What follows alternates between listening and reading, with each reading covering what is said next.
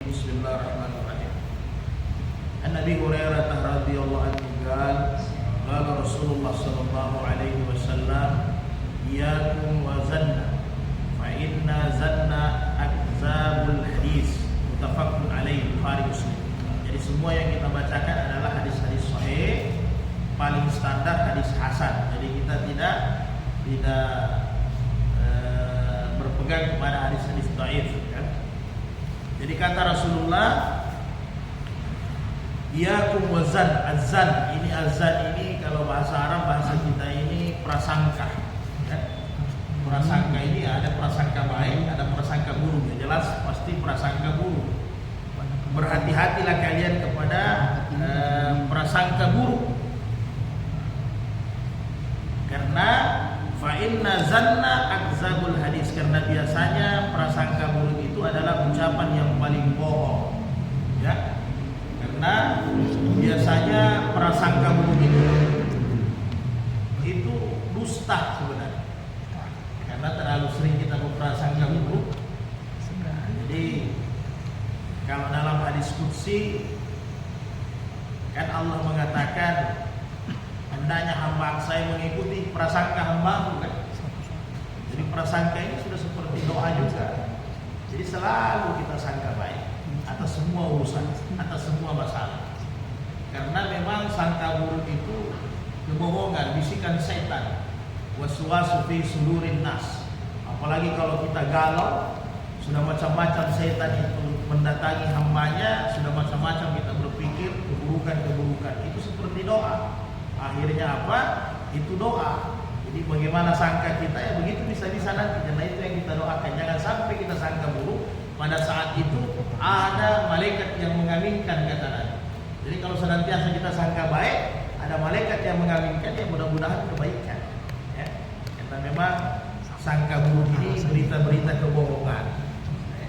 Dalam bersabda bahwa barang siapa yang diserahkan untuk menjadi pengurus masyarakat ya, atau diserahkan menjadi amir, pemimpin di satu tempat, tetapi mereka itu menipu rakyatnya ya, membohongi rakyatnya, maka apabila nanti dia mati di hari kemudian, ini sudah sering kita angkat ini hadis yang sudah sering kita dengar, maka Allah akan haramkan baginya surga. Dalam hadis yang lain kata Rasulullah, kullukum ra'in wa kullukum mas'ulun ar-ra'iyati. Ya, gitu. Jadi semua kita ini pemimpin. Paling tidak kata Nabi, kepala rumah tangga bertanggung jawab dengan anak istrinya. Ya. Istri pemimpin bertanggung jawab dengan urusan-urusan rumah tangga.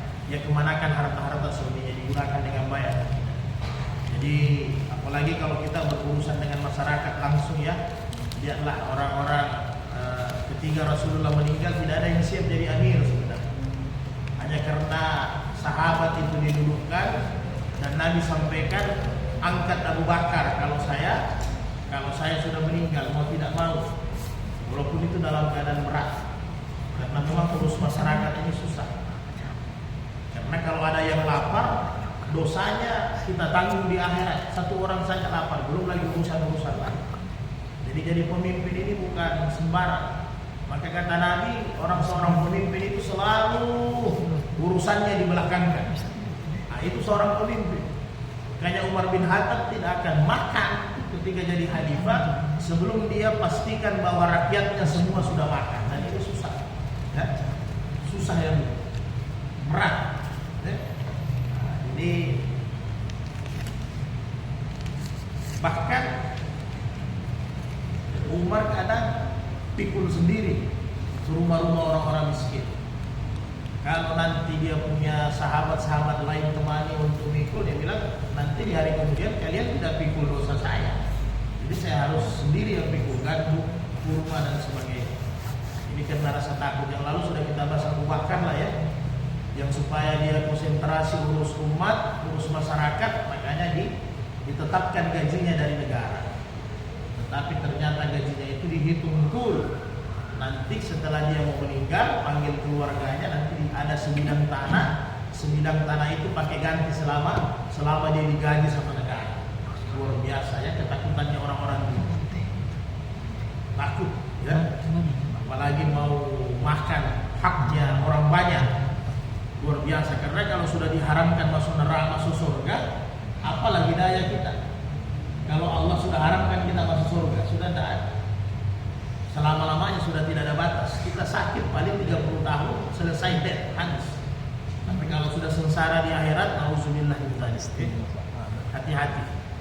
Siapa satu saat nanti diangkat jadi pemimpin, ya hati-hati.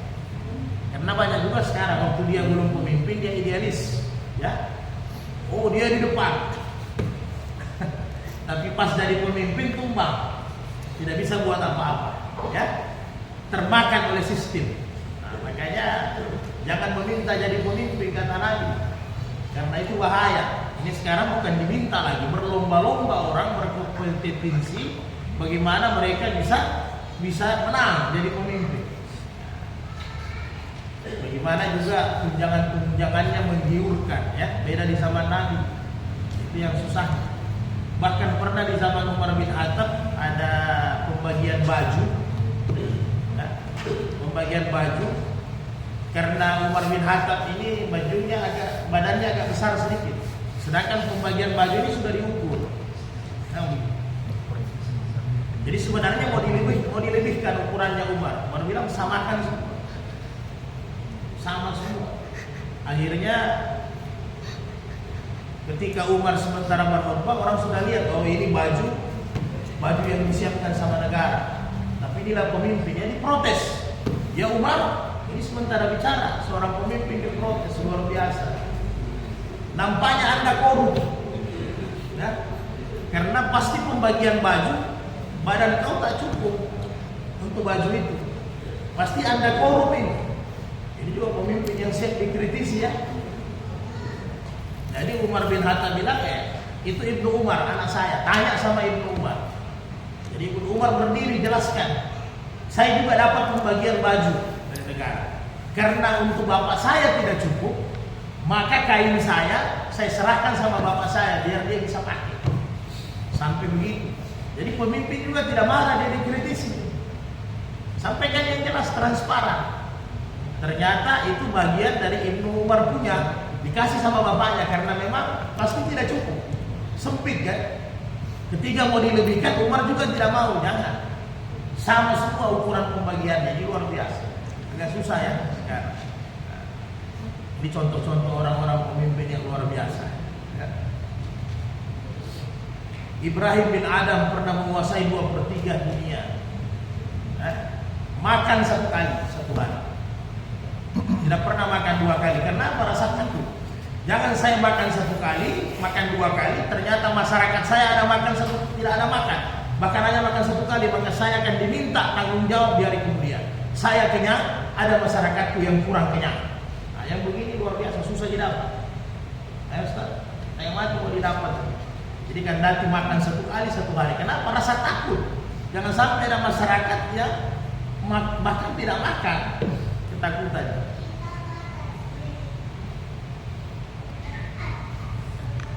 Bahkan Rasulullah kasih doa khusus. An Anas radhiyallahu anhu. An Aisyah qala Rasulullah, Allahumma man waliya min amrin ummati syai'an fashakka alaihim fa'askuk alaihi, akhrajahu Muslim. Jadi ya Allah, barang siapa yang menguasai salah satu urusan umatku lalu menyusahkan ummati syai'an fasyakka, menyusahkan alaihi, menyusahkan mereka, maka susahkan juga dia. Jadi luar biasa doa Nabi khusus ini. Dan di hadis yang lain, barang siapa seorang pemimpin yang dia memudahkan masyarakatnya, maka mudahkan juga ia ya Allah. Jadi hati-hati, kita dapat doa khusus dari Nabi, ya. Baik pemimpin yang adil maupun pemimpin yang zalim, semua dapat doa dari Nabi. Tinggal mau ambil doa yang mana, yang buruk atau yang baik. Nah, Bahkan di dalam hadis yang lain, di hari kemudian tidak ada perlindungan kecuali hanya lindungan Allah. La zillu illa zillahu, yaitu al-imamul adil. Nanti di hari kemudian tidak ada perlindungan. Matahari panas dekat sekali dari atas kepala. Ada ahli hadis bilang 1 jengkal dan macam-macam pendapat. Ada dalam hadis sahih, saking panasnya suasana itu, keringat itu dalam Sahih Muslim, ada yang di mata kaki. Keringat itu ada yang di betis, keringat itu ada yang di lutut, keringat itu ada yang di pusat. Ada tenggelam dengan keringatnya, saking panas. Tidak ada perlindungan. Maka salah satunya yang dilindungi adalah al-imamul adil, pemimpin yang adil, yang mendapatkan doa dari Nabi, ya Allah mudahkanlah pemimpin yang memudahkan masyarakatnya. Hati-hati. Nah, ini musim-musimnya itu orang-orang demo ya. Tidak takut orang. Kita lihat Nabi saja temu korma 1 biji, ragu beliau memakan. Ya. Jangan sampai korma itu korma sedekah. Itu hanya 1 butir. Ini orang 1 triliun tidak takut, santai-santai. Senang-senang dengan 1 triliun.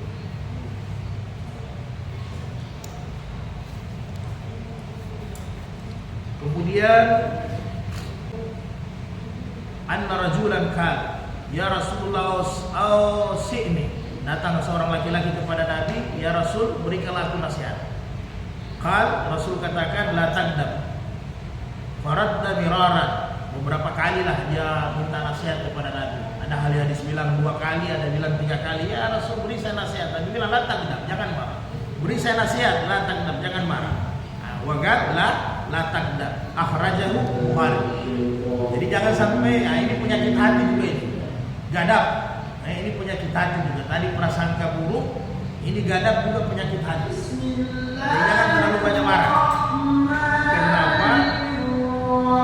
Makanya dalam hadis-hadis sahih yang lain, apabila seseorang marah, maka marahlah dalam keadaan duduk, kata Nabi.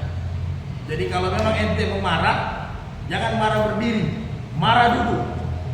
Kalau masih marah Anda duduk, Nabi bilang marah berbaring. Nah, kalau dalam hadis yang lain, hadis sahih lain, apabila kalian marah itu dari api, kata Nabi, maka hendaknya kalian berwudu. Tapi memang ada juga orang kalau sudah sementara marah, wudu bos. Tapi jangan ada juga marah, ente ambilkan air 1 ember. Ente siram air 1 ember dengan alasan, ini ente kan api, setan, jadi harus disiram. Ini tambah marah dia. Jadi kenapa Nabi sampaikan kalau mau marah dulu, atau kalau berdiri jangan marah berdiri dulu, supaya efek marahnya tidak terlalu meluas, efeknya tidak terlalu meluas. Mungkin dengan dulu juga nanti tenang pelan-pelan. Jadi jangan terlalu pemarah lah. Walaupun memang di dunia ini akhir-akhir ini banyak yang harus dimarahi, semua orang stres. Tapi ya sabar-sabarlah Mas ya. Nah, jangan terlalu banyak marah. Apalagi kita tinggal di Sulawesi. Di Sulawesi ini Mas memang tempatnya orang pemarah. Sedikit-sedikit marah, sedikit-sedikit marah. Apalagi bos-bos di kantor. Itu kadang memang biar tidak marah, memang kerjanya marah. Sudah datang jam 9, anak buah datang jam 7, datang jam 9 sudah marah-marah. Action saja kan, robek sana, robek sini. Nah, ini tidak bisa. Jadi kurangi marah ya. Ini marah juga ini bikin hilang rezeki.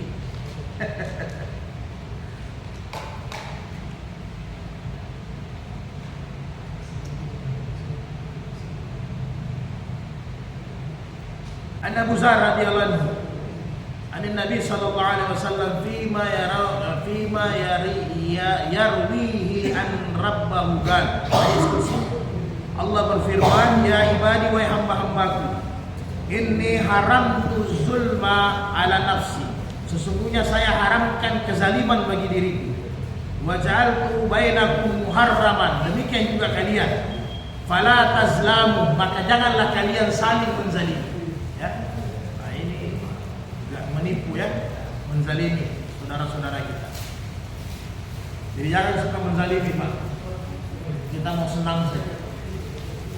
Kita zalim dengan orang, zalim dengan karyawan, zalim dengan bawahan kita. Lihat. sampaikan hak-hak mereka semua. Jangan sampai hak-hak mereka tidak tertunaikan dengan baik. Gaji-gaji mereka dibayarkan sebelum mereka keringatnya. Karena di zaman Nabi itu 1 hari kerja baru digaji. Tidak ada gaji bulanan di zaman Nabi. Nah, kalau sekarang kan ada gaji bulanan. Jadi jangan sampai habis sudah gajinya belum dikasih, sudah habis kebutuhannya. Jangan menzalimi orang. Nah, ini jangan suka menzalimi.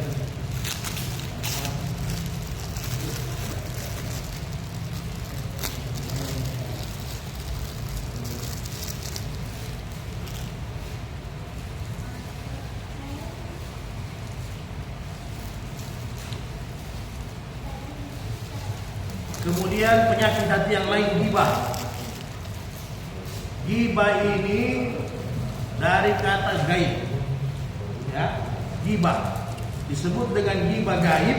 Gaib itu tidak ada, tidak nampak. Jadi ghibah ini kita menceritakan keburukan orang yang tidak ada di situ. Nah, ini hati-hati. Nah, ini kita ingatkan istri-istri kita lah. Makanya biasa rasanya sayur, rasanya masakan tidak ada yang beres.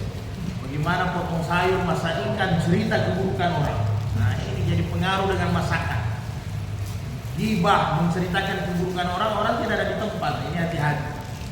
An Abi Hurairah radhiyallahu anhu Rasulullah, "Atadaruna al-mal ghibah?" Apakah kamu tahu apa itu ghibah? Qalu, Allah wa Rasuluhu alam. Allah dengan Rasulnya yang tahu. Maka kata Nabi, "Zikruka ahaka bima yakrahu." Kalian menceritakan keburukan saudaramu yang dia tidak suka. Ya. Jadi dia tidak suka. Dia tidak suka kalian ceritakan keburukannya.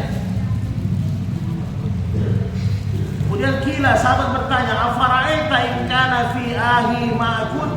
Bagaimana ya Nabi seandainya apa yang kami ceritakan itu memang benar seperti itu? Bagaimana seandainya yang kami ceritakan itu benar?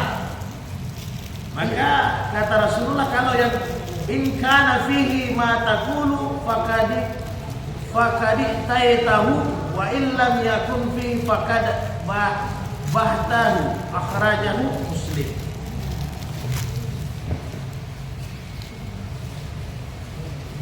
Jadi kalau seandainya yang diceritakan itu benar, berarti itu yang namanya mengumpat ghibah, ya kan? Karena memang benar. Tapi Nabi bilang kalau seandainya tidak benar, jadinya apa? Fitnah. Jadi tidak ada jalan untuk menceritakan keburukan. Boleh cerita keburukan dalam syar'i, boleh. Yang mana kita harus ceritakan dalam keburukan? Abu Lahab. Karena yang ceritakan Allah. Makanya menceritakan keburukan orang boleh dalam syariat, yaitu yang ada di dalam Al-Quran dengan yang ada di dalam hadis. Karun, keburukannya Fir'aun, keburukannya Abu Jahal, pelajaran kita untuk salabah yang banyak harta jadi lupa diri, pelajaran kita kisah-kisahnya Nabi bagaimana Bani Israel yang bota itu, yang penyakit kurapan, yang sehingga mereka tidak bersedekah, itu boleh kita cerita, ya. Kemudian kita cerita keburukan anaknya Nabi Nuh, semua yang Raja Namrus, boleh kita cerita. Kaum Ad, kaum Samud, boleh kita cerita keburukan. Kaum Ad suka olahraga tapi tidak mau taat kepada Allah, kasih besar badan. Kaum Samud suka preman-preman di pinggir jalan, itu boleh kita ceritakan. Jadi kalau orang yang hidup jangan diceritakan karena tidak ada jaminan. Ente ceritakan keburukannya, besok ente yang futur, dia dapat hidayah besok. Nah, saya ente tabale ini dunia kan begitu. Yang kita ceritakan dia sadar, kita yang hilang hidayah. Jadi tidak ada ceritanya kita mau cerita keburukan orang. Kalaupun benar berarti itu namanya ghibah, kalaupun salah berarti jadi fitnah. Nah, dosa fitnah kan kita tahu sendiri. Allah punya hukuman kan. Asyaddu minal qatl. Jadi memfitnah itu lebih besar dosanya daripada membunuh. Kenapa kata ulama tafsir? Kalau membunuh satu orang, kalau memfitnah bisa banyak orang yang mati. Gara-gara ini fitnah kan begitu. Cerita sana, cerita sini, cerita sana, cerita sini. Jadi banyak korban.